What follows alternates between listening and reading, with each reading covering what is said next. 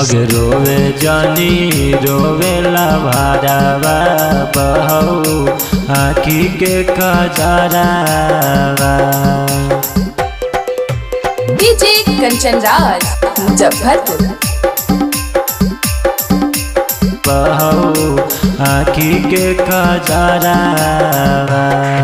अगे जोगे जोगे जोगे करे जा खुश रहियो पियावा के घरावा।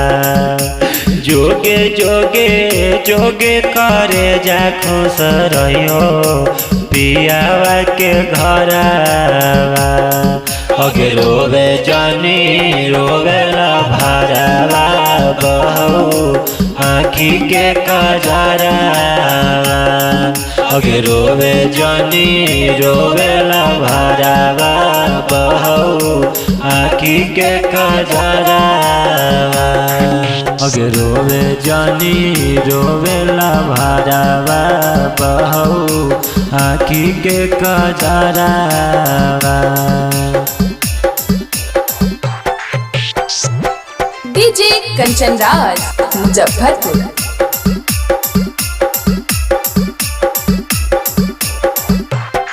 अगे तोर नहीं हो गलती विधाता सब करावो है के करो हंसाव है के करो रोवाव है के करो रोवाव है। अगे तोर नहीं हो गलती विधाता सब कराव है के करो हंसाव है के करो रोवाव है। अगे दोसर के हो जयमी करे जा जबलमी सात गे फेरावा।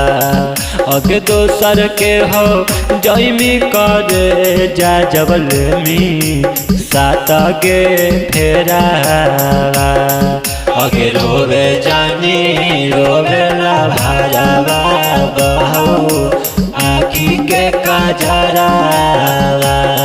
अगे रोवे जानी रोवेला भारावा बहू आँखी के कजरावा। अगे रोवे जानी रोवेला भारावा बहू आँखी के कजरावा। डीजे कंचन राज मुजफ्फरपुर।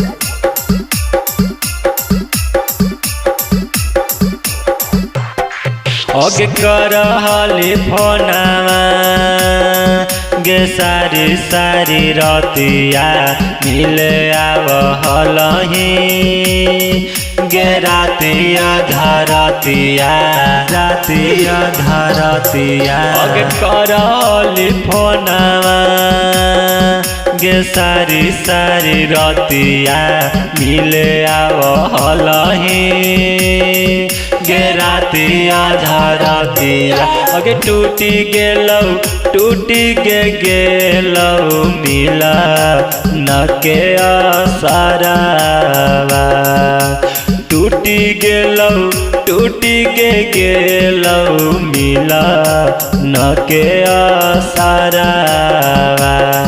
अगे रोवे जानी रोवेला भारावा बहू आँखी के कजरावा। अगे रोवे जानी रोवेला भारावा बहू आँखी के कजरावा।